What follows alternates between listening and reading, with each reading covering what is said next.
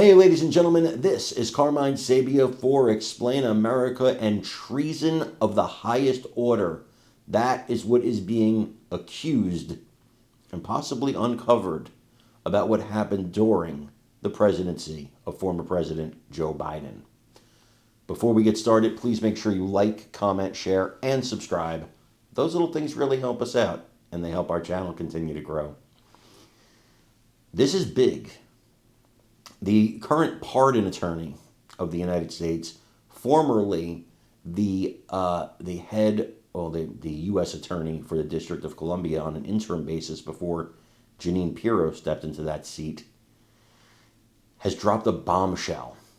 According to him, he knows that a top Democrat, he said, has stepped forward to tell him exactly who was running the Autopen during the Biden presidency, and if true, then there is a presidency that was a shadow presidency. It was a presidency of a man, Joe Biden, who didn't know what he was doing, who had the presidency basically taken from him by some names. I can't mention them here. He will in this video I show you. And it's shocking, actually. It wasn't the names I thought it would be either. I mean, one of them was, but most of them were not. This is actually terrifying if this can happen. It means the American people had their voice taken from them. It was interesting when I was watching the Biden presidency for 4 years, knowing Joe Biden, not personally, but knowing his career, and saying to myself, this is not stuff Biden has ever supported. Why is he doing this? And the answer is apparently he wasn't. And the motive? Well, in some cases it was money, according to Ed Martin. I want you to watch this. This is really interesting. And let me know what you think in the comments. Hey, the president, if you were with us on the morning meeting, you saw talked at length, two stops before he went into the meeting with the House conference, talked to the media, and he talked a lot about this issue of the auto pen.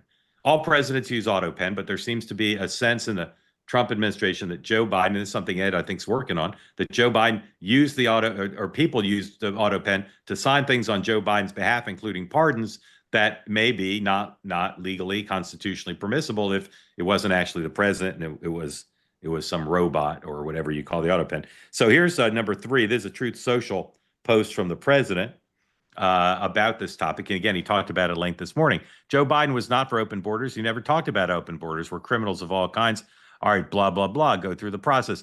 It was the people that knew he was cognitively impaired and took that, and that took over the auto pen.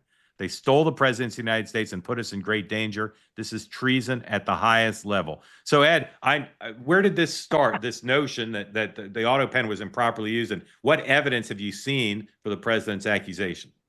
Well, I'll make a little news for you, Mark. Here, I was in the office as U.S. Attorney for about 5 days when I wrote to a number of senior Biden officials in the White House saying, "What did you know about Joe Biden's competence and the pardons?" And I got some responses, and so I've been looking at this for a while.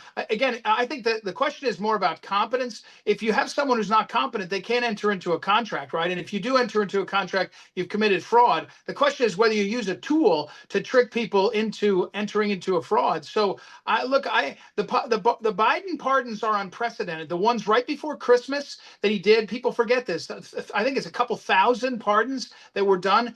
Did he know about that? Did he really understand? Look, the pardon power is plenary, but the guy has to be competent to do it. Now you come forward to this question broadly of the auto pen. Auto pen's completely obviously legal if you're competent, and there must be a trail that shows who was in charge of the auto pen. I know this exists. Like, I worked for a governor. We had a system for an auto pen to be able to use it. And so right now we have unprecedented conduct, the pardons, unprecedented admissions, the books, as well as the staffers. I had a whistleblower in my office 10 days ago, senior Democrat, saying, look, it was these 3 people that controlled access and they were making money off of it. I don't know if I believe it yet, but the point is, I think we have to get to the bottom of it for the American people and to protect the process, and that's what we're doing. And by the way, make it all the way to the bottom. It may not be criminal, but it certainly should be a scandal of the first order, maybe in human history, or maybe American history. I sound like the president there, but in American history, to have this kind of conduct.